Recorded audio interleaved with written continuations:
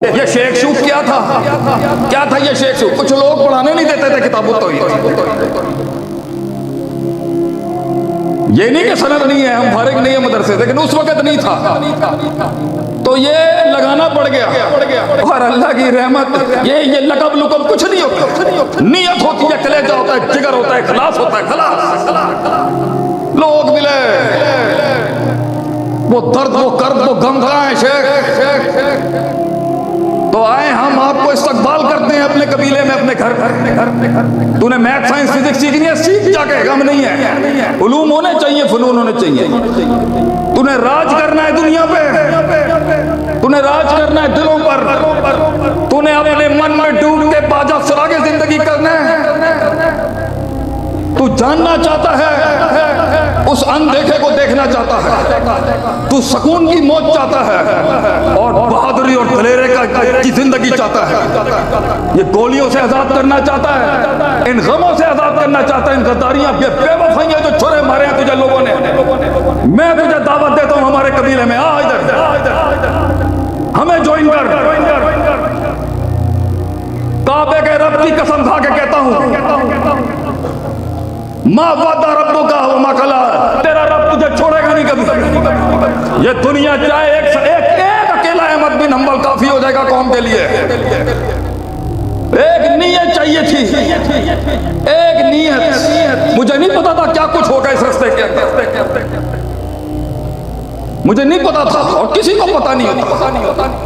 इल्म तो है उस डेप्थ, उस दकीक, रकीक, अमीक, फहीम, फकीर डेप्थ को जानने के लिए, रब से जुड़ने के लिए, आंखों को नम करने के लिए, सच बोलने के लिए, चेहरे पे वो वजाहत लाने के लिए। अकेला खड़ा होगा, अकेला, और फलसफा होगा अपने। ये बहादुरियों का सफर है। इसलिए कितने खानदानी दीनदारों को भी शायद नहीं मिलता। अल्लाह ने हदीस का काम लिया तो अजमियों से ले लिया। अल्लाह ने इस हदीस की प्रिजर्वेशन की, बुखारा से एक ऐसा तूफान खड़ा किया अल्लाह ने, जैसे इमाम बुखारी रहमतुल्लाह, क्या हस्तियां थी। अकेले अकेले सफर हैं उनके, अकेले तन्हाइयों के अंदर सच की तलाश में। कि नबी का एक कौल, नबी की वो 23 साल की जिंदगी, वो 40 साल की तन्हाई का दौर जो सीरत के अबाब में पढ़ाते नहीं। अकेला तेरा नबी 40 साल अकेला, कोई नहीं जानता था मगर जानता था इस हस्ती का कद कितना है। पत्थर जानते थे, दरख्त जानते थे, नहीं जानता था तो एक इंसान नहीं जानता था। आखिरी बात करके एक शेर, आप जिंदगी ऐसी गुजार, आपने जाना है, भागना है इस मसनद के बाहर, इन मस्जिदों के बाहर। फाइन, वो है ला इकराहा फिद्दीन। सबको जाया करके, उम्र जाया करके, वक्त जाया करके, जराए जाया करके, ताल्लुकात खराब करके, रिश्तेदारियां तोड़ के, मुंह से जुबान से दुनिया का हर किस्म की जारी हद निकाल के, सब कुछ बर्बाद करके अगर लादरी कहना है ना कि मुझे सिखाएं आलिम नहीं, तो फिर कौमों की जंग के बीच के अंदर एक नस्ल और गई। अगर तूने भी 20 साल के बाद वही सीख रहे जो हमने अपने बड़ों से इतनी अपने तकब्बुर को मारते मारते हमें सदियां लग गई, अगर तूने भी उस किबर को 20 साल बाद ही सुधारना है तो की तरफ पीछे रह जाएंगे। दुनिया फतह कर, मना नहीं करते हम, मगर दुनिया पानी है और दिल कश्ती। पानी बाहर रहे तो कश्ती चलती है बेटा, अंदर लेके आएगा ना। जुज्जना लिन्नास हुब्बु शहावाति मिनन निसा वल बनीन वल कनातिर मुकद्दरति मिनज़ ज़हबि वल फिद्दति, डूब जाएगा। और ये दिल है, ये दिल फदा करते थे सल्तनत, दिल थे। आप सल्लल्लाहु अलैहि वसल्लम ने दिल तैयार किए, ऐसे दिल। वो आया फारस से देखने के लिए, तो भाई ये कौन सी नई पावर आई है? यहाँ पे इजिप्शियन डायनेस्टी खड़ी है, यहाँ रोमन एम्पायर खड़ा है, यहाँ पर्शियन खड़ा है, फारसी, रोमी, मिस्री, बड़ी बड़ी ताकतें खड़ी हैं, बीच में इतना सारा कैसे खड़े हो गए? वो कहते हैं कानू रहबानन फिल लैल व फरसानन फिन नहार। कहते हैं रात को ये राहिब अजीब लोग हैं, रोते हैं रात को, दिन में घोड़े चलाते हैं, ये दिन में घोड़े चलाते हैं। तले अकल्लुहा तकल्लुफ, कोई तकल्लुफ नहीं, कोई मसनूयत नहीं, सीधी सादी कौलन सदीदा। जिंदगी ऐसी हो बोलने से पहले ही तारुफ हो जाए अल्लाह की तरफ से। जिंदगी ऐसी हो कि तुझे कम से कम 5 में से 1 नमाज में तो रोना है कि चल मैं अभी भी क्लियर हूं। अल्लाह किसी से प्यार करके उसे आंसू देता है, अपने आंसू देता है अल्लाह उसे। एक सख्त दिल को, एक जाबिर इनाद मुतकब्बिर तफाकुर तकासुर वाले को आंसू नहीं मिलते, सख्त मिल जाते हैं उसको भी अल्लाह के यहाँ, कोई देर नहीं। ला तक़नतु मिन रहमतिल्लाह। कितने गुनाह हैं, कितने गुनाह हैं, कितनी महफिलों के ऊपर क्या हो गया, कर लिया, मिल गया।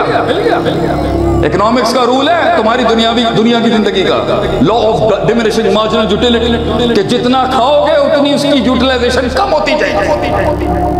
सिर्फ एक चीज है जिसको खाने के बाद जो है ना सुकून बढ़ता है, और वो है रूहानियत, ताल्लुक बिल्लाह।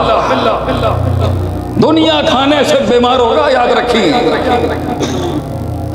दीन उतारने से याद रखी तेरा जहद इतना हो जाएगा। इस शेर पे इख्तिताम करता हूं, मोमिन की जिंदगी पर शेर। आगे ही कर वफा, ये है मुसलमानियत। आगे ही शऊर, इल्म, कुव्वत इस्तिदलाल, कुव्वत इस्तिंबात, कुव्वत इस्तिखराज, कुव्वत इस्तिकरा। आगे ही perception, paradigms, perspectives, mindsets, intelligent question, emotional, मारो इस्तिलाहात जितनी मारनी है तू।